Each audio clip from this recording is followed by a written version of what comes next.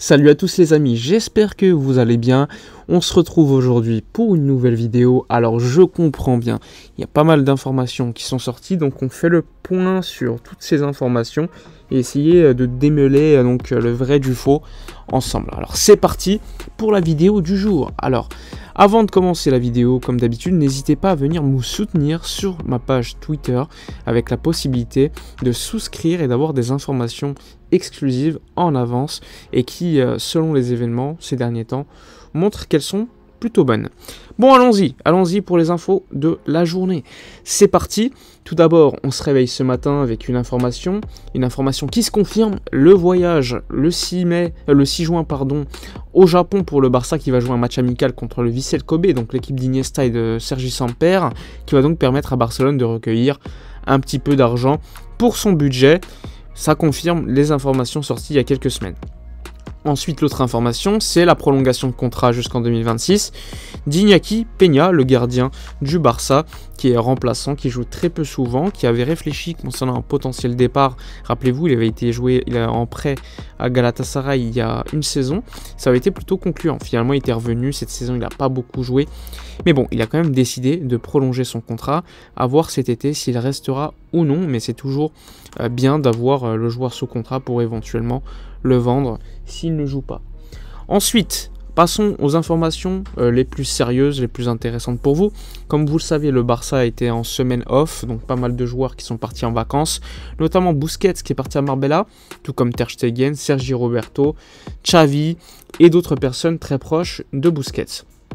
Alors, la semaine actuelle, c'était vraiment la semaine de la décision concernant le futur de Busquets. Aujourd'hui, on se réveille avec une information de Javi Miguel, qui est assez proche du père de Xavi et de Xavi, qui explique que Busquets a pris une décision et l'a expliqué à Xavi. Bon, à partir de là, on se dit, logique, il n'y a rien de très surprenant. L'article continue en évoquant que Busquets aurait donc décidé de ne pas prolonger à Barcelone et donc de partir cet été pour l'Arabie Saoudite avec une offre complètement dingue des Saoudiens.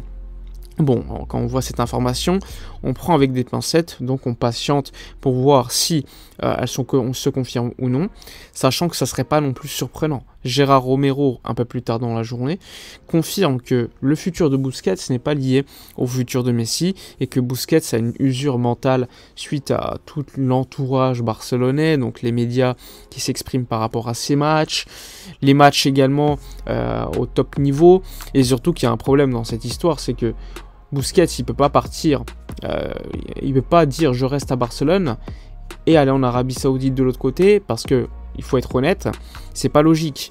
L'Arabie Saoudite, c'est pour finir ta carrière et Barcelone, c'est pour viser tous les titres.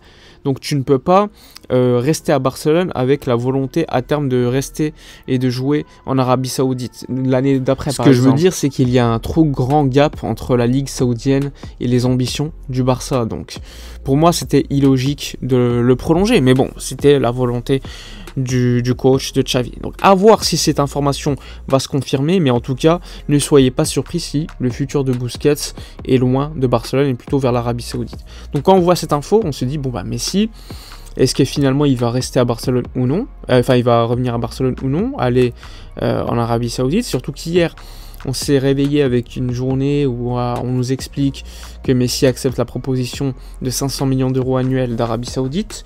Un peu plus tard dans la journée, les autres médias proches expliquent que ce n'est pas le cas, qu'il faudra encore patienter la fin du championnat français, ce qui est assez logique.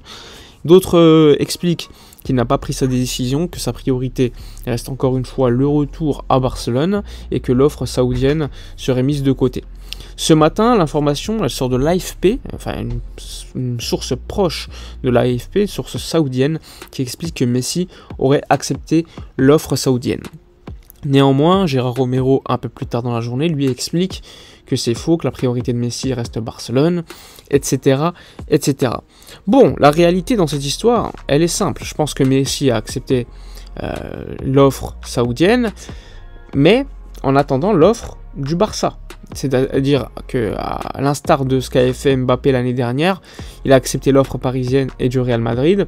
Et ensuite, lorsqu'il avait les deux offres, pour choisir, il faisait un petit peu un comparatif et ensuite il faisait un choix définitif. Je pense que c'est un petit peu ça pour Messi.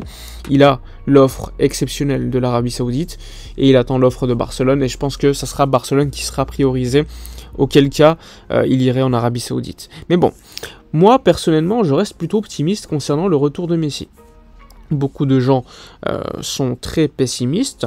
On n'est que le 9 mai, le Barça a encore beaucoup de temps pour créer du fair play financier et donc permettre le retour de Messi. Je ne comprends pas forcément l'environnement ambiant qu'il y a sur les réseaux sociaux.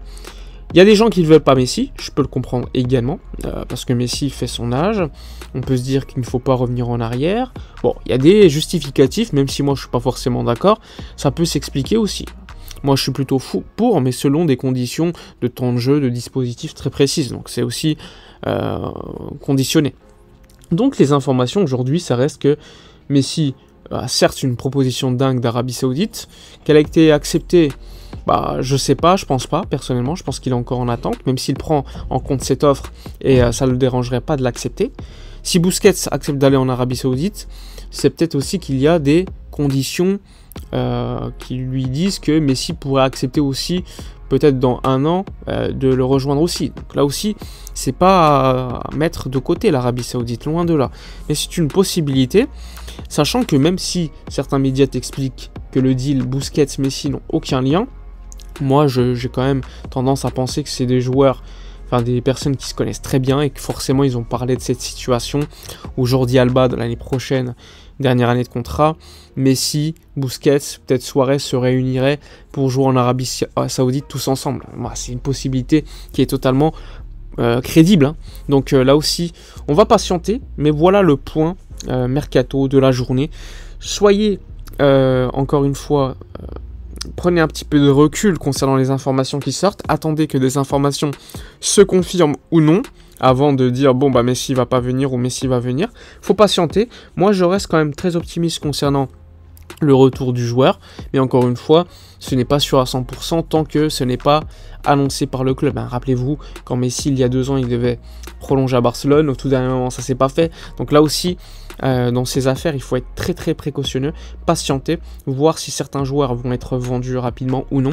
On parle beaucoup de Rafinha vers Chelsea ou Newcastle, avec Deco qui est arrivé aujourd'hui à Barcelone pour discuter avec le joueur et surtout pour discuter avec Laporta concernant le poste du directeur sportif qui lui est offert. Donc tout cela, il faut prendre cela avec des pincettes, patienter, et au moment venu je serai là pour vous dire si l'information est vraiment très crédible ou non, et que le retour de Messi ou non est plus que possible ou pas. Donc pour l'instant on reste mesuré, mais moi je reste optimiste concernant Messi.